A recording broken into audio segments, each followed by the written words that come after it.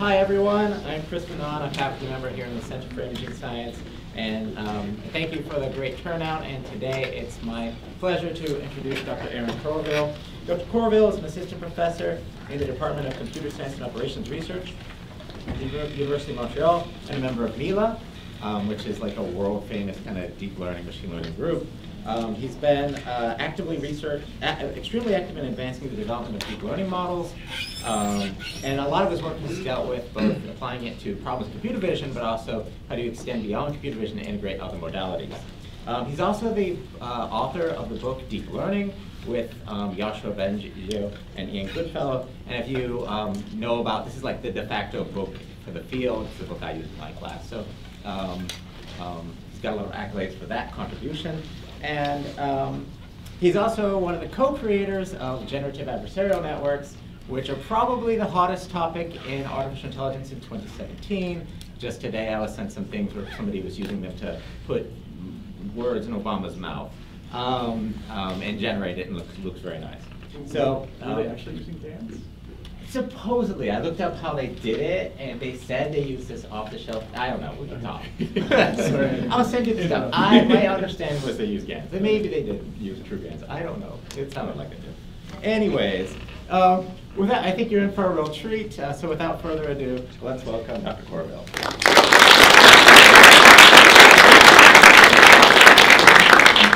So actually, the topic of my talk today will be actually generative adversarial nets. A little bit of kind of, well, some review, some highlights from other people that I think are really interesting, and some of the things we've done since then along the way. There's lots of stuff that we've done that I've not included, and there's lots of stuff that I'm interested in with respect to GANs that I've not talked about. So if you have general GAN questions, you can also ask me. I think we can do questions throughout if that's okay. I'm going to be there's different sort of parts of the talk, so if you actually want to ask questions throughout, that would make me happy. All right, so I guess I'll just start by giving a little bit of motivation for generative modeling. This is kind of one of my big areas. I'm actually I find it so intrinsically interesting myself. I'm actually kind of bad at motivating them, because it's just like, why not do generative modeling? But specifically when we talk about what is generative modeling, smoky effect going on, but there's kind of two ways we can talk about that.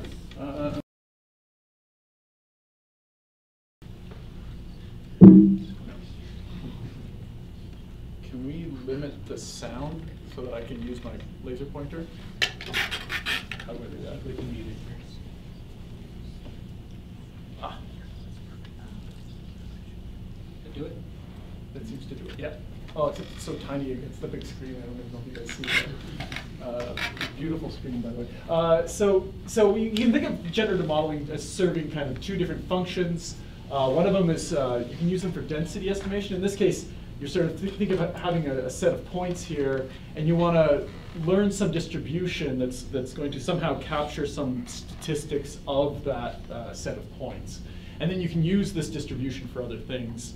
But sometimes what we really just care about is getting actual samples that look like the things that you're would like to train on. So in this case, we imagine having training examples like these, and then imagine learning a model on these from which you can then draw samples. And let's just imagine that these were samples from that trained model.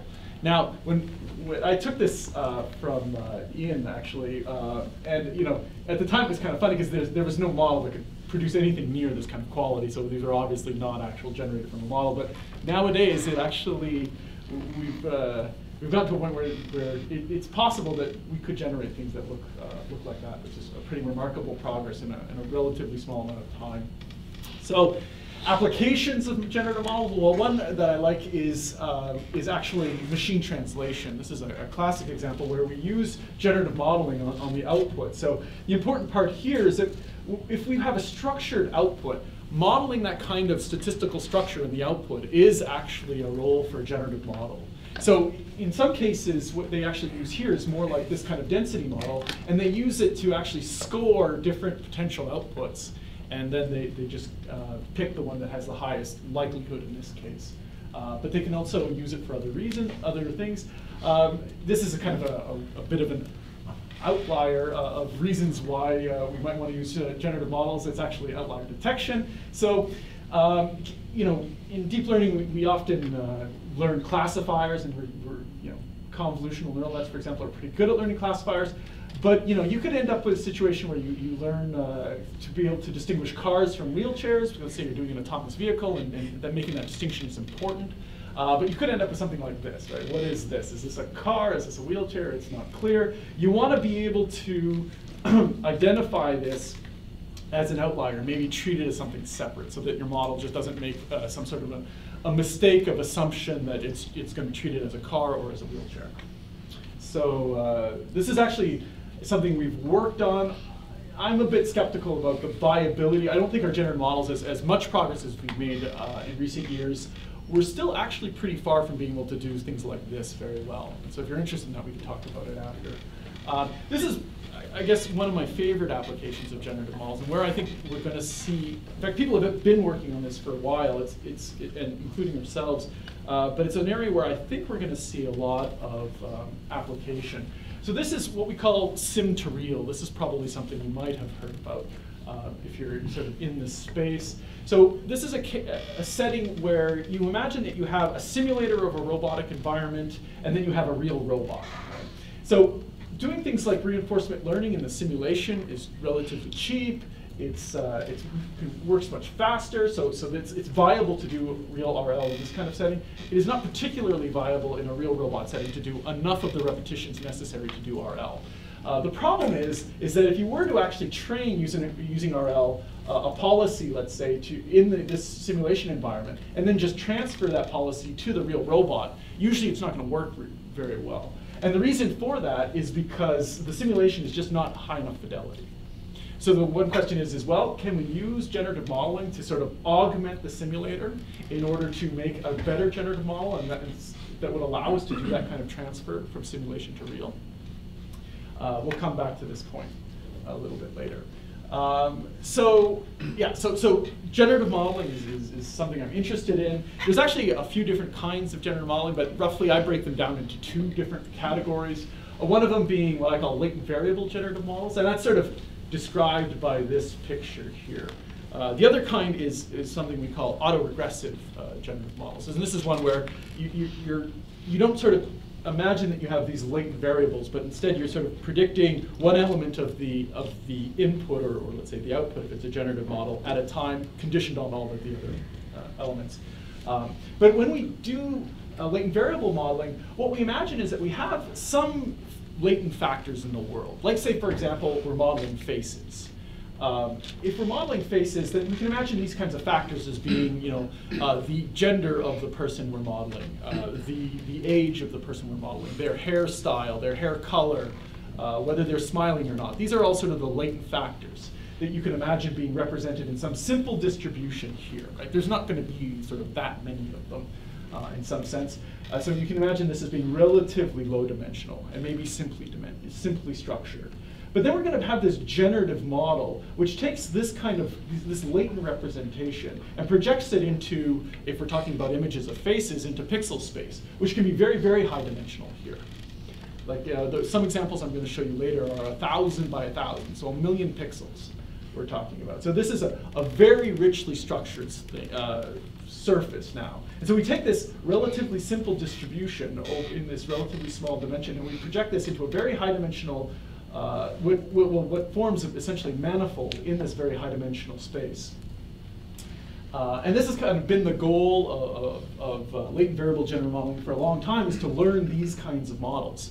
But we've been somewhat stymied for a long time, because in order to if we use kind of traditional methods to do that, in order to learn this kind of generative model, in other words, let's imagine we have some parameterized generator here, and for our purposes we can think about using a neural network for this box, right? And in fact, I think everything I'm going to be talking to, you're going to have a convolutional neural network as this kind of generator structure here.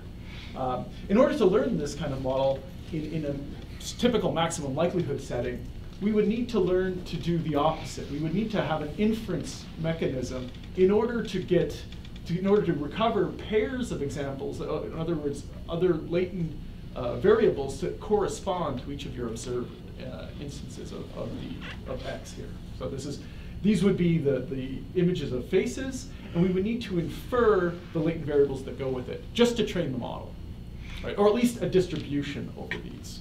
That's kind of just the nature of trying to train these models by the only real other mechanism we had to train them before, which was maximum likelihood. And so there has been actually recent progress in this direction as well. I'm thinking of specifically things like the variational autoencoder, which some of you I know about. In that case, what we're doing is we actually are using another neural network here to encode a distribution in Z from X here. But the work I'm going to be talking about goes a very different way, and it actually sidesteps the need for this kind of inference path entirely when training the model. Of course, what I'll be talking about are generative adversarial networks. So this is something that actually Ian, who also is a first author on the book, came up with in 2014. Rather famously, I think he came up with this at a bar, and then kind of, we subsequently had conversations about it over email. I recently, well, I guess a year or so ago, I was introducing him when he was giving a tutorial on this topic at NIPS, and so I drug up those email exchanges, and it was really interesting to see kind of all of the things that we discussed, right in those first few, first few hours of this idea have kind of been sort of hashed out in the community over subsequent years. So it's, in much more detail, of course, but it was actually I was really surprised to see how much we had thought about things that early on. Anyway, so what is a generative adversarial network, or GAN for short? Well, it's actually two neural networks in a game, competing in a game. So the game is between the discriminator, which is shown here and here, right? So it's this differentiable function. Again, we'll think of a convolutional neural net for our purposes. And it's going to take an image as input, either a real image here or what we'll call a fake image here. And its job is just to try to tell these two apart. So it's a classic binary classification setting. It's trying to output, let's say, a 1 in the case of a true image and a 0 in the case of a fake image. So that's the discriminator, straightforward classification. Now, what we're going to use is our generator here, and this generator is basically the same generator that we have here. This generator is going to take just random noisy bits, like you can think of samples from a Gaussian distribution, for example, in say 100 dimensions here as input, and it's going to project it through a convolutional neural net into the data space, so the space of samples, and from there it's going to go on, and again, the discriminator we've already said is going to try to take that generated output and try to detect that it is in fact not one of the true examples. But while the discriminator is doing that, the generator is actually going to try to is trained to try to fool the discriminator. And it's doing that by using the gradients backpropagated through the discriminator itself to do so. Right? So the discriminator here is essentially setting itself up as a kind of to be exploited by the generator. So the objective function is going to backpropagate the loss through the discriminator into the generator and update the parameters of the generator in order to fool the discriminator here. So one thing that's important to point out at this point is that it is actually important for our setting that these images be real. If you actually have discrete data, you start to have issues about being able to backpropagate through that. If you're interested in talking about that, we can. But there are methods to do this, and there are people that have worked on that. But for our purposes, we'll imagine that these are real value inputs here. So that's the GAN game. It's important that you get this down. So this is another way of looking at this. So we have our discriminator here, which takes as an input X that either comes from the generator or from the true data distribution and tries to tell them apart. The generator, of course, we've got our sample from Z, which is just we'll think of this as some Gaussian distribution. And the generator, of course, transforms this random sample of Gaussian distribution into some X. Now, what makes this really different than the way we've done these things before is we've completely, this training mechanism completely eliminates the need to actually pair particular Zs with particular X's from the true data distribution, right? Because we're doing this comparison at the level of this distribution versus this distribution through this discriminator, right? So we no longer need to actually make this kind of direct pairing from X to Z. So we've completely eliminated the need for this inference mechanism to train these kinds of models. Now you might say that, well, maybe I care. Sorry, you might say that maybe I care about what these latent variables are when we're done training this model. Maybe you want to do inference, and I'll actually revisit that point. That's something that I'll talk about later. We've actually been able to reincorporate that into the GAN setting. So adding a little bit of mathematical detail to the GAN game that I described. So the game is characterized theoretically with this minimax objective here. So from the discriminator's point of view, this is straight cross-entropy classification, right? This is the objective function you would use if you're trying to do binary classification, for the most part. So here's our discriminator, and so yeah, this is basically just straight cross-entropy. There's really nothing special. The positive examples are drawn from the real distribution, and the negative examples here are drawn from the generator distribution. These are our fake examples here. Yeah. Now, if we, it's actually not that difficult to show that if we sort of maximize this for a fixed generator, the actual optimal discriminator distribution looks like this. And this kind of makes sense, right? This is basically saying that this is the discriminator distribution. So you can sort of see that in cases where, let's say, the probability of it being real is much, much larger than probability of it being generated, then the discriminator tends to output 1, which is the target value in that case. And the cases where the probability that X is under the generator distribution is much higher than it is under the real distribution, that same X under the real distribution, then this thing tends to 0. So it sort of makes sense, but this is what we call you can actually derive this form. And under this form, if you actually were if we magically could do this, of course, it's important to point out, we don't have a characterization of this P of R, right? All we have are samples from this thing. And even our characterization of P of G is not very good. We can sample from this thing, but we can't actually evaluate it.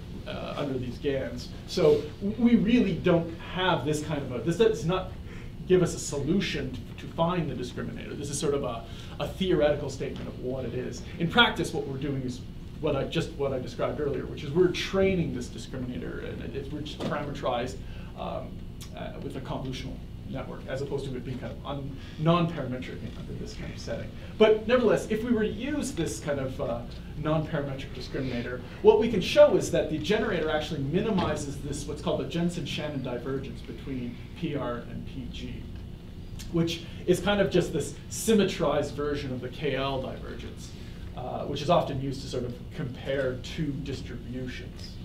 And this is kind of a nice formulation, and it basically says that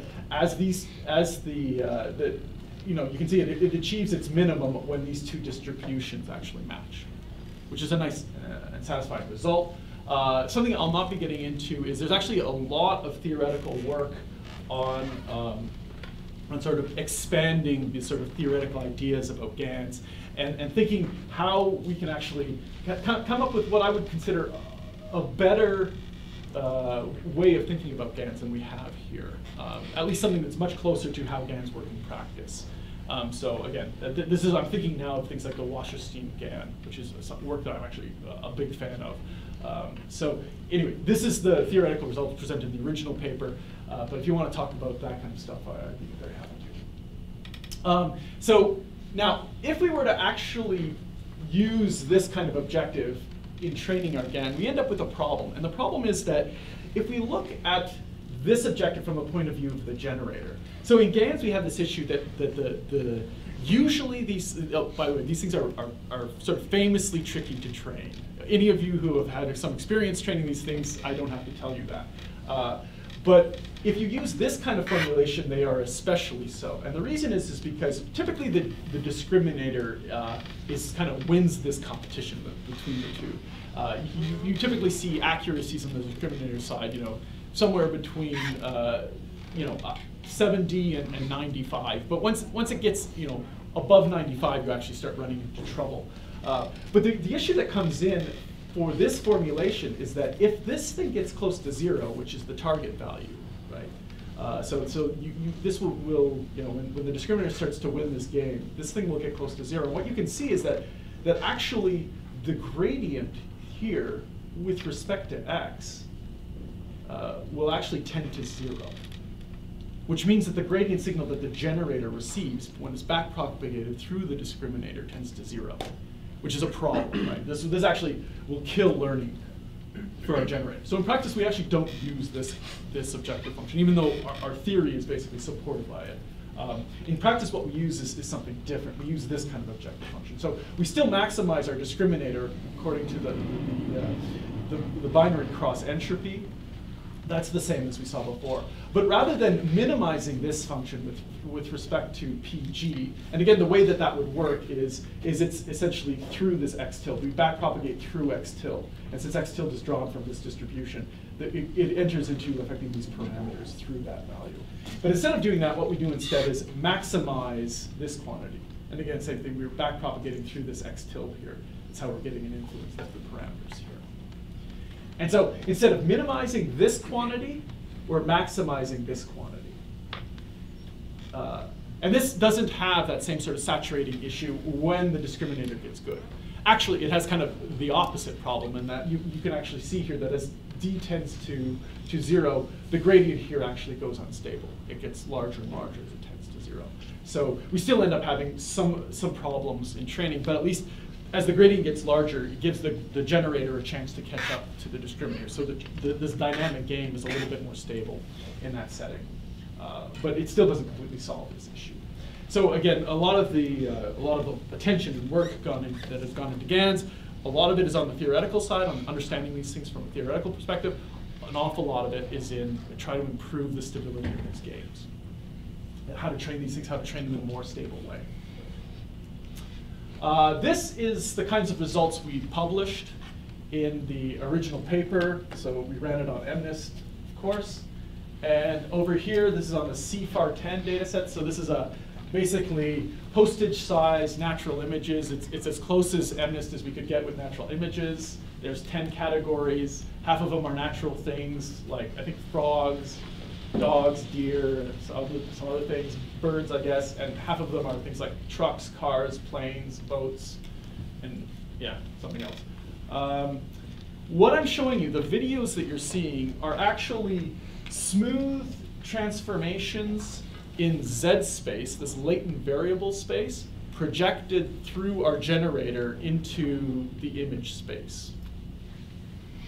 So you can see here, for example, if we just sort of focus in on this 5, it sort of goes through to a 1, and then it gets into this slightly awkward setting, and then it goes to a 9, and again, sort of a slightly awkward transition into a 7. That's because you're going from this unimodal Gaussian distribution into this quite multimodal distribution of MNIST digits, right? So because you have to, you're going from, it's a deterministic transform, a smooth deterministic transform, because it's something you have to backpropagate gradients through. From a unimodal distribution to something multimodal, you're going to have these residual probabilities outside the modes, and that you can actually see them in these kinds of awkward transitions. Our CFAR results aren't really good enough to sort of make a similar kind of argument in the sense that they kind of sometimes look like things, but mostly they don't look like much. I'm showing you this because I want to give you a sense of where we were in 2014, because this is where we ended up a little over a year ago. This is just one particular example, but I could have pulled out any number of examples from this time or since. So this is on the Elson bedroom data set. Lots of images of bedrooms. It turns out there's actually a relatively easy data set to make things look good on. That's a bit surprising, but you can see that the progress has been pretty substantial in a very short number of years. On the basis of this kind of work and earlier work that was sort of equally as promising for its time, there's actually been a large amount of research in this area. Some would say a little too much research in this area. Now I should point out this is not density, right? I'm showing you the cumulative number of papers, so it's a little bit deceptive, but you can still see that the accumulation is still increasing in the sense, sorry, that the rate is actually increasing because this is actually superlinear. Yeah, so and again, part of the reason why there's so much activity in this area is because there's just a lot to do. We don't understand this framework very well. It's very effective. That combination, invites a lot of people into the area. This is, remember those movies I showed in MNIST and CFAR? This is sort of the same thing, but only sort of stretched out in time. So this is an earlier model. This is DC GAN. This is really sort of the first model that showed the same sort of stunning results I showed you with the least squares GAN before. And so when I saw these results, which, if I just back up, and the DC GAN version of these results were really, just slightly less impressive. That's largely due to they were running on 64 by 64 compared to the 128 by 128 here. But the first time I saw these results, I was actually deeply skeptical. I thought that maybe they were just kind of matching the training, some subset of the training distribution, and that was it. But they actually include in their paper these kinds of plots, which actually are somewhat compelling as an argument that they're not actually doing this. So again, what we're doing here is moving smoothly in this latent variable space, and then projecting those those Zs through to image space, right? So start with a Z, project it down, we get that image. Move a little bit in Z, project it down, we get that image, et cetera, et cetera. And what you're seeing is kind of smooth transitions through image space. And it's not clear, well, maybe here this is a little bit awkward, but for the most part, it's very hard to pick out any of these as sort of being these awkward transitions, right? It's very hard to convince yourself that it's just sort of overfitting these small little pockets of training examples, right? The whole manifold seems to be sort of doing something reasonable. So it's one of the sort of pieces of evidence that suggests that these GANs are actually doing something kind of interesting. You can kind of see some interesting transitions. So this, I guess I don't know if that's a TV or a picture frame with a picture in it, but it sort of morphs into another window with a curtain on it, and that kind of, the viewpoint from here to here changes in the room sort of smoothly, and that kind of just ends up being on the edge of the wall. Eventually a window starts appearing. So I'm going to give you a kind of my cartoon view of why these GANs are as effective as they are, in the sense that we get such compelling images. I should tell you that it's kind of very much my cartoon view, and the extent of the validity of this point of view, I think to some extent I'm willing to defend it, but I think you should take it with a grain of salt as well. So this is my cartoon view of what the natural image manifold looks like. The fact that images are sort of on these manifolds, I think, is a reasonable statement to make, meaning that not every collection of pixels corresponds to a natural image in the world. So that would correspond to a point like this one that's not actually on the manifold. And when I say a manifold, what I mean is this line is part of the manifold, this line is part of the manifold, and this line is part of the manifold, but not the space in between. The space in between does not correspond to the natural image manifold. This structure just happens to, I'm doing this for other reasons, but this kind of structure I think is reasonably representative of what certain characteristics of the natural image manifold might look like. So this is what I think is going on, and the difference between more traditional maximum likelihood approaches, how they model this space, and how GANs model this space. So if you think about what maximum likelihood is doing with these models, is it punishes models that give low probability to particular training examples. Right? The worst thing a model trained with maximum likelihood could do would be to give an example 0 probability from the training distribution. So it is necessarily incentivized to be conservative in the sense of spread its probability mass everywhere. It is not penalized for putting probability mass someplace that doesn't correspond to the natural image manifold. Not at all. Only indirectly, in the sense that that's probability mass it can't put on real training examples. So the penalization there is only indirect, but it is directly punished for missing training examples putting probability density on training examples. So what that gives you, that kind of combination, gives you probability density that's sort of spread out over this image manifold, which means that if I were to sample, I'm sort of, pretend this is kind of a continuous distribution. This is kind of my poor rendering of that. So if I were to sample from this thing, the probability that I actually hit a point on the natural image manifold is basically 0. Right? It's a measure 0 event under this probability distribution, right? Because I'm just going to hit all these points in between. GANs, on the other hand, are doing something different, right? The way that they are incentivized is every sample they have to draw has to look like a compelling natural image, right? But they're not necessarily directly incentivized to cover all of the training examples. They don't have to. They can miss some, and it's not directly penalized for that. For them, that is more of an indirect kind of penalization, because they are going to be incentivized to have some diversity, right? Because let's look at the extreme case. Let's imagine that the GAN produced one excellent natural image sample, right? Well, very quickly, the discriminator is going to see that and learn to, well, when I see that example, I'm going to say that's from the fake distribution, or that's from my generator, and it starts to be penalized for that. So it's going to be incentivized to have a certain amount of diversity, but it doesn't really, it's not directly incentivized to completely cover all of the training examples.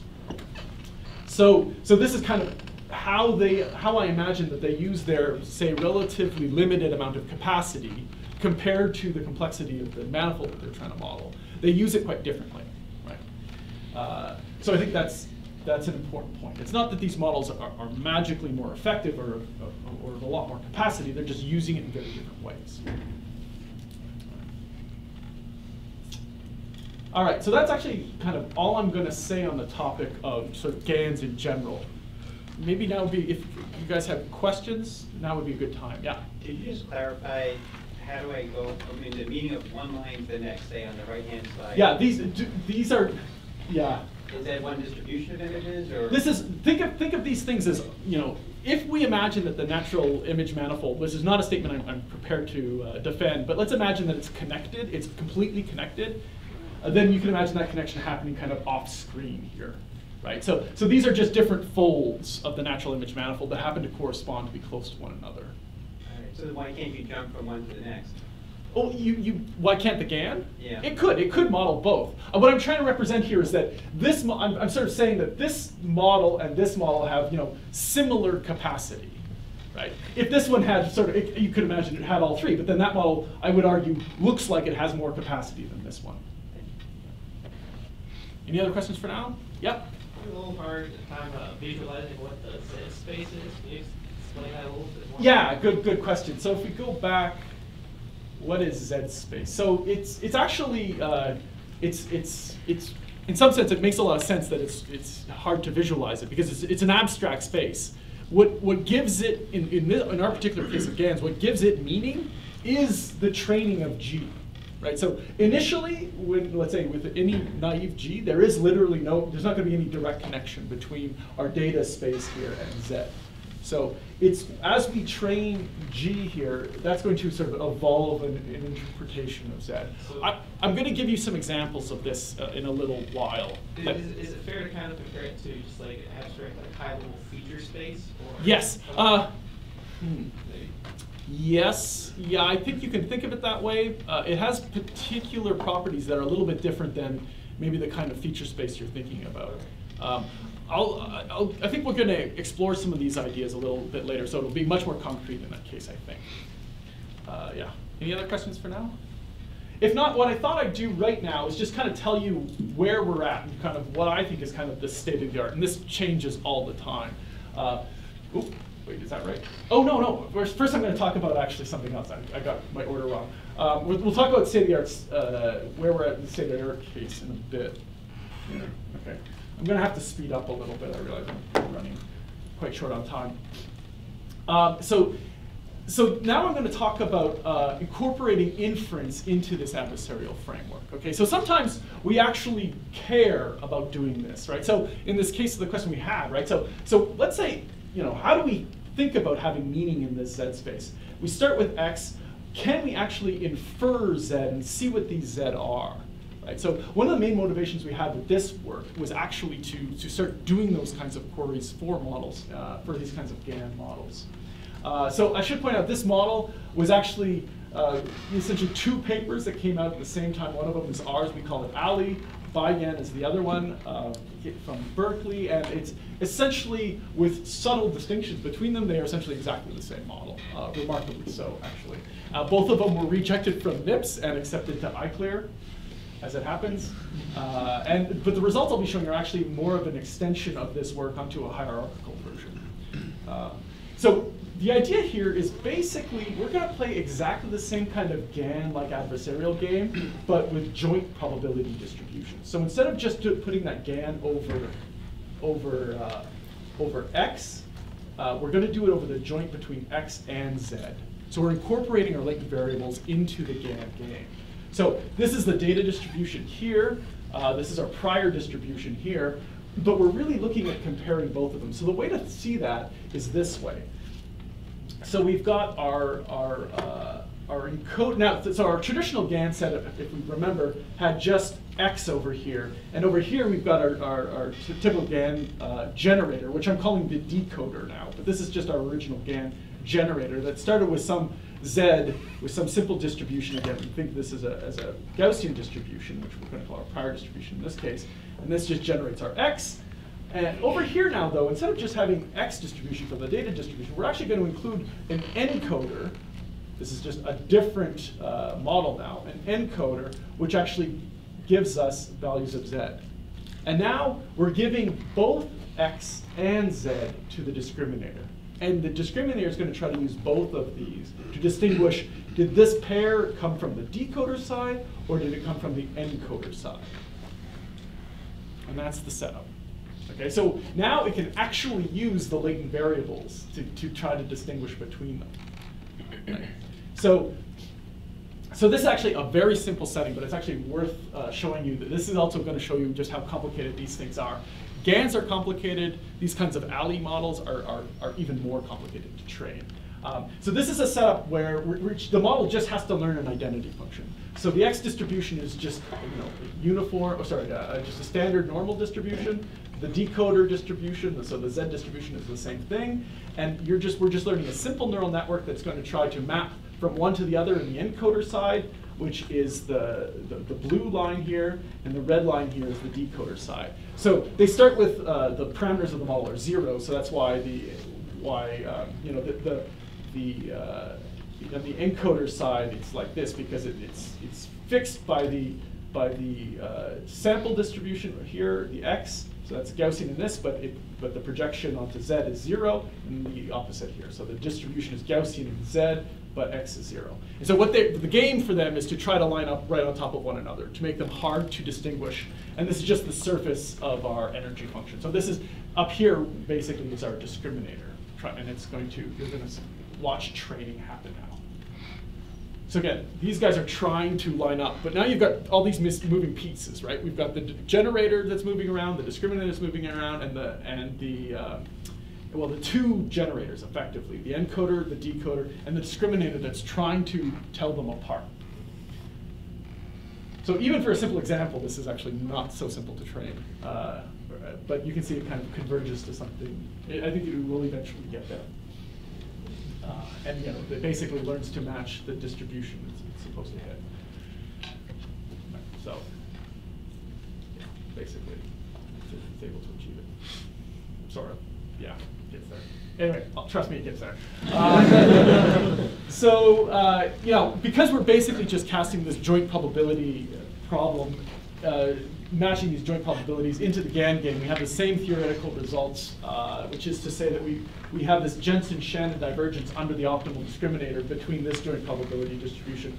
I guess this is the decoder distribution and the encoder distribution here. I should say the BiGAN guys, they actually went on to show that in the deterministic limit, these models actually learn to be, under, again, the non-parametric discriminator, learn to be inverses of each other, which is a pretty interesting result. So what I'm showing you here is just the hierarchical version of this that you're going to see results from this kind of model. So we've got a Z1 here and a Z2 here. And here we have an input. Yeah, so basically we have an encoder side and an encoder side here, a decoder side here, which starts with Z up here and projects down to X. The boxes are trying to show you a bit of the topology. Anyway, the point of this is really just to show you that our Zs in the middle layer here have a topology to them, right? They actually contain spatial information in their representation. And those are both given to the discriminator here. So these are the kinds of samples we get from this model. So these are 128 by 128 samples. Pretty good. Oh, one thing I haven't pointed out is that, I'm not showing a whole lot of quantitative results today. We have them in the paper. There's various questions of how do you actually evaluate GANs quantitatively. There are actually metrics that have come up, things like inception score, to actually do that kind of direct comparison. It's a bit of a controversial subject because you can't evaluate likelihood under these models. And if you were to evaluate, some people do estimate likelihood for these models, and it's not at all surprising that they actually, in comparison to models trained with maximum likelihood, they generally perform much worse by that metric. But at the same time, their samples are much more compelling.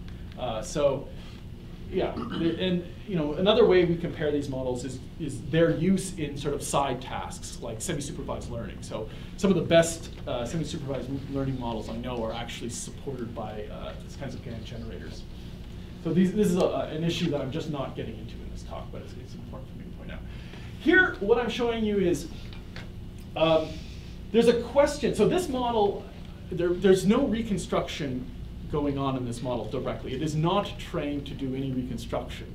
But what we can do is we can actually probe how good the model captures the distribution of the data by asking it to reconstruct test examples, right? So again, it's never trained to do reconstruction, but if these models indeed learn to be inverses of each other, then ideally it should be able to do this kind of reconstruction.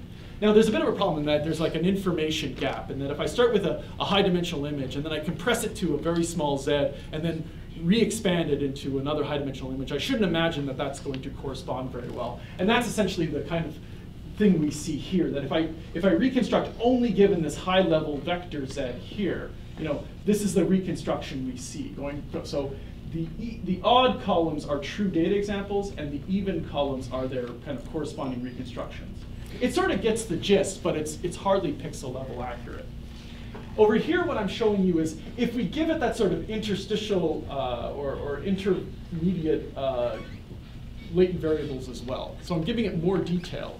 But this is kind of a better probe of whether these models are learning this inverse, because the information, there's sort of a balance between the information here and in the input.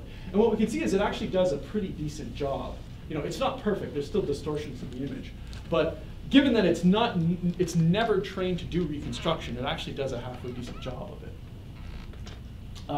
These are results just on an unconditional ImageNet trained thing. So ImageNet, it ends up giving you kind of weird ghosty looking things.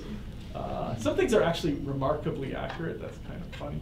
But this is kind of a Muppet looking like character. So lots of dog-like things. We can play this same kind of probe about reconstruction in this setting, and we see something similar. That over here, given just the high-level Z, there's a broad gist in some cases, but not really. And so especially with ImageNet, the distribution is so variable that it actually has a real hard time capturing much at the level of sort of pixel information. But given Z1 and Z2, it does a much better job sort of capturing that kind of information. But still, I would say it's certainly not perfect, right? That's clear, but it's surprising how good it is considering this model was never trained to do reconstruction. This is all from this distributional comparison. Oh, so latent variables, if we want to sort of get some intuition for what the latent variables are doing, this is sort of the slide I would say that tells us a little bit about that. So what we're doing right now is modulating the low-level Zs here. And what we can see is that if I modulate those low-level Zs, we get, in this case, we get some sort of image saturation effect. So this is one Z that we're kind of moving around, and it seems to affect kind of low-level saturation. If we move another low-level Z, like we don't know in advance what these things represent, right? They don't have a target, so we have to kind of ask them later after we've trained up the model and see what they represent. This one seems to put lipstick on people as we modulate it. If we move on to higher level Zs, so this is our Z2 layer, the manipulations start to get more interesting. So in this case, we're able to actually, by taking an image, so we take a Z, we generate a sample, and then we start moving around this Z, holding the other Zs fixed. And what we can see is we can modulate things like gender, sort of, age, sort of. Age is a tough one. I don't know. My students sort of categorize this as age. I don't know. It's definitely an interesting change, but I don't know if I quite categorize this as change. Maybe he looks puffier. And face or head orientation in this case. This one's a little less controversial. Right. So this one's interesting, right? So in this case, what we're doing is we can actually take a real image, which is shown over here with this model. We can project it into Z space, and then we can do our manipulations. So here we can put smiles on these. So this one and this one. Just add a smile to the image.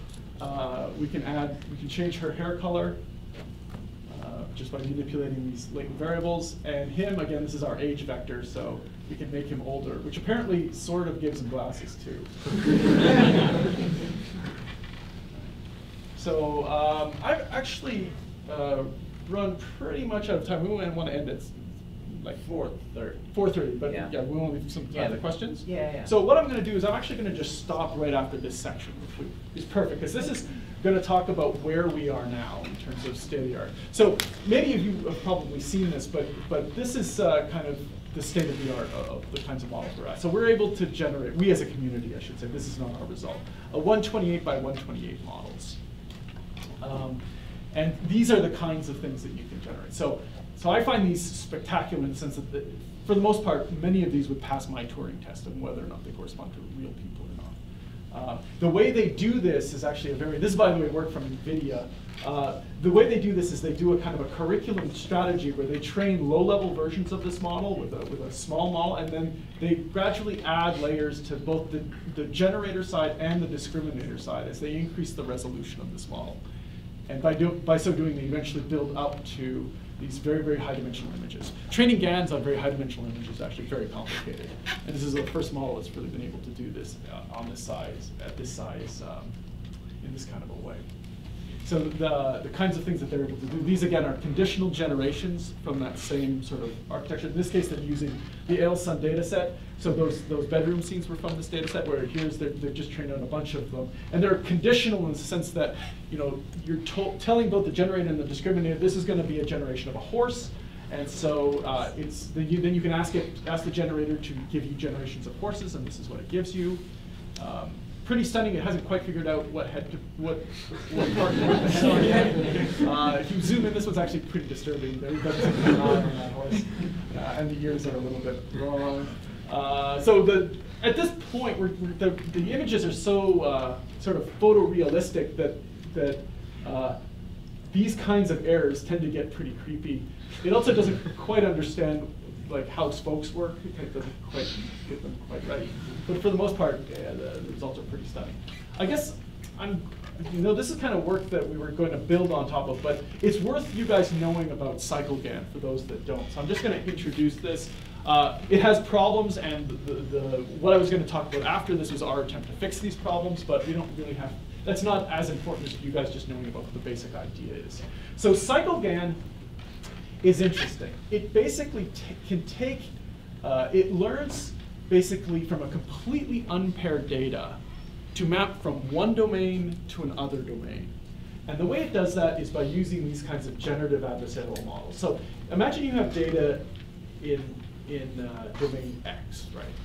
And we're going to train a transformation G. So this is going to be another convolutional neural net that goes from X to domain Y. So rather than using sort of random bits Z as our source for the generator, we're actually just using another image, let's say. We're mapping from one image to another image, but these are ostensibly in two different distributions. So we go from X, we map it through G into Y, and then we have our adversarial loss here to make sure that this Y actually corresponds to the distribution that we see in Y. And then we actually go the opposite way. And we go from Y, map it through F into X, and we have our adversarial loss here to make sure that that X that we've just mapped through F corresponds to the kind of distribution we see in X.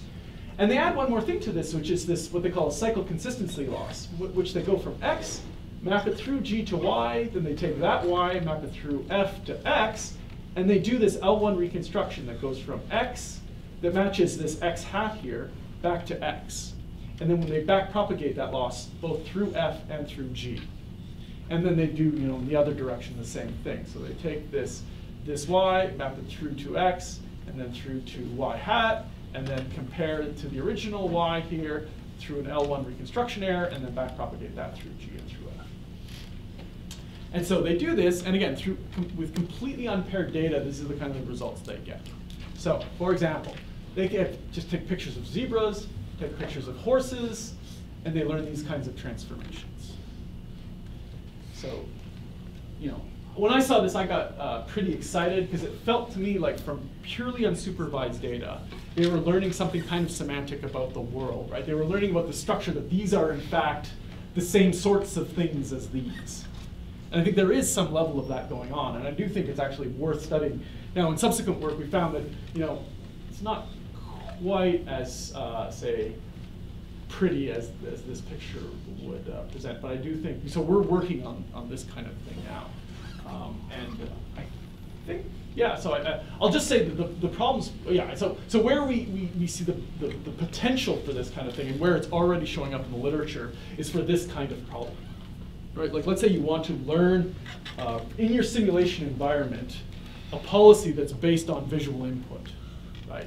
Well, learning to map your sort of simulated visual input into real visual input using something like CycleGAN would be an excellent way to try to do this. And like I said, people are already working on that kind of thing right now. So I think I'm going to stop there, and thank you guys for your time.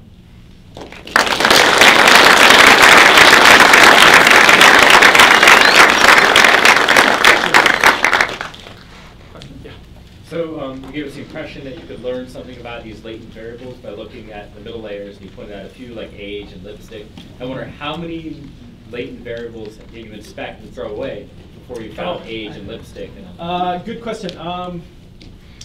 So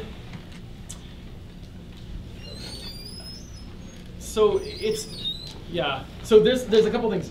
One of the quite a few. But there's two things going on, right? One of them is that a lot of these dimensions aren't doing anything. Variation in that dimension actually has no impact on the output. You see this, it's a bit surprising that this happens for GANs, but you also see this in the case of variational autoencoders, where in that case, there's some sense in which that happens. So if you so this is a variational autoencoder, is just a way to do maximum likelihood training where you formulate basically an autoencoder model, but you use this variational lower bound on likelihood. And you end up with this KL divergence in the latent code space, and that has the effect of basically rendering the latent code kind of sparse in the sense of the used dimensions end up being relatively sparse. So you end up with these dimensions that don't have any impact at all. And so we actually see that in the case of GANs. But then we have these other dimensions which it's just not easy to put a label to, right? They have some kind of move, they do something on the input, it's just hard to put a label to, so we don't tend to use them for that. That's why smiles always show up. It's a really easy one to find, and it's easy to put a label to. So I would say that there's kind of two problems there. And getting at kind of, I think it is actually an important question of how do we use these things once we find them. We've explored doing things like using them for classification.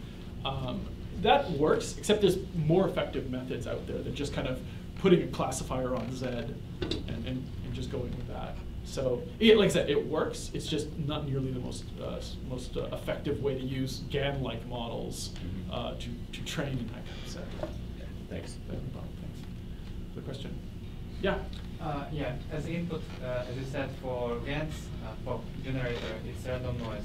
For example, we want to generate additive numbers, and can we somehow predefine what number it will generate, or should we use cycle GANs for that?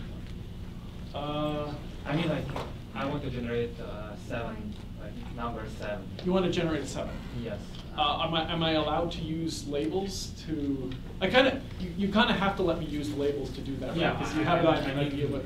Then yeah, so I can generate. I didn't really go in detail into this, but it's an important point. If you just back up here to this, this is exactly what they're doing here, right? They give a label horse during training, and so then at test time you can actually say generate a horse. And that's what they're literally doing here, right? They give the label horse, and they can generate horses, as many horses as you want.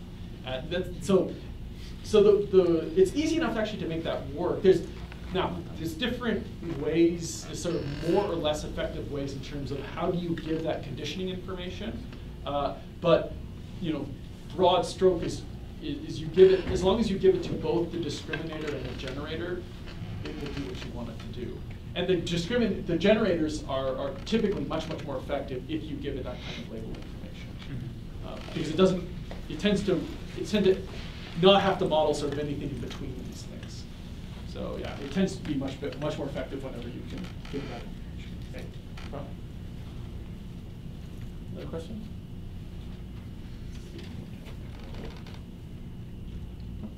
Oh, yeah. Instead of a binary discriminator, do you ever do a probabilistic to figure out which images are more realistic, right? So we don't have horse with 2 heads, for instance, or. Yeah. So actually, no,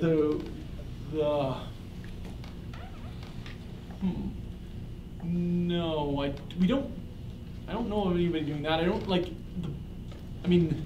The horse with 2 heads. Yeah, I mean, the question is, should the discriminator figure that out? It's going to kind of, I think that part is already sort of, the model's incentivized enough to do it. Whether it could actually do that or not, it's kind of up to the parameterization. But I do want to say that I've only presented the sort of binary version of this thing, but there's a whole other, in fact, I mentioned the Wasserstein GAN actually does away with that kind of binary output mapping of the discriminator. In fact, they choose a different word for it. They call it a critic. And so the output there is actually some real value. And think of it almost like, if you guys are familiar with energy-based models, you can actually think of this thing as like an energy. And the idea, it's symmetric, so you can go either way. But I prefer to say, take your real examples and push the energy down, or push the critic value down, and take your fake examples and push it up. And you're just trying to separate them out. So now the problem with that setup is there's no bound, right? It doesn't saturate, it can go as far away as you want. But the Wasserstein GAN, what it does is actually regularizes the discriminator, so it can only sort of push them so far away. So it doesn't, you don't need that binary sort of output in that case. Yeah. And actually the least squares model that I showed, least squares GAN, also does something somewhat similar, but slightly different. Yeah. They use actually sort of a kind of autoencoder error as the metric, rather than this binary classification. Yeah? Can we apply the same approach to generate sequential data? Yeah. So I talked to one of the groups about this. Yeah, so you can. So there's some work on language for GANs. Generally, it's nowhere nearly as good. It doesn't do nearly as well as just an LSTM, a very large LSTM. So we're not there yet at all. We've also had students work on it for speech synthesis, and we've not been able to make it work. I guess there's some work now showing that you can do this. I actually have seen a bit of work in that direction, but yeah, it's something that seems to be kind of tough to make work. So, but I do actually think that there might actually be something now out there that can do this. Somebody was mentioning something, but up until relatively recently, I hadn't seen it. I don't understand why it seems to be so much harder than images. I have a question. Sure. So how important do you think quantitative evaluation is for this? So like a lot of papers, you have a lot of pictures, you have diagrams showing going from one to the other.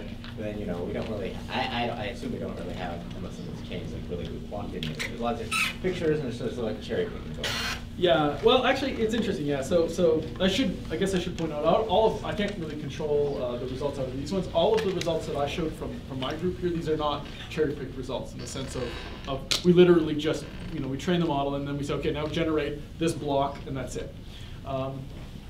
If we were cherry-picking, yeah, these might be cherry-picked, but these certainly are cherry-picked, but these is kind of how mine kind of work. I think quantitative results are actually really important from the point of view of being able to compare one model to another, right? Like, it's not always going to be you get these sort of quantum leaps of performance improvement. So being able to sort of get a sense of how good one model is versus another is going to be important. The problem is that the trend I've seen in this direction is one that I'm not entirely comfortable with, which is that they tend to just sort of say, okay, well, we need metrics. Metrics are important, so we've just kind of come up with some metrics that have various pretty significant faults. But as time goes on, we're just believing those metrics more and more. Like, we're not nearly as critical now with the same metrics as a few months ago, even. And it's not that the metrics are that much better. It's that we need them, and so it's like there's something about the weight of publishing, or like many sort of generations of publications on those metrics somehow make it more real, right? So I'm sort of seeing this effect right now happen again. So it kind of happens with, or kind of happened with machine translation and things like the BLUE score, right? So this happens, and yeah, I'm seeing it happen now. So I'm sort of mixed feelings about it, right? It's good that there's a pressure to have these quantitative results, except we have imperfect answers, and we somehow now it seems like we might be taking them a little too seriously. One last question, anybody? Okay, well, let's thank our speaker.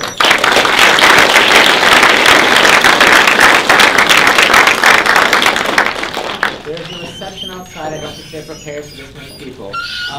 But yeah, okay. And Aaron will be around if people have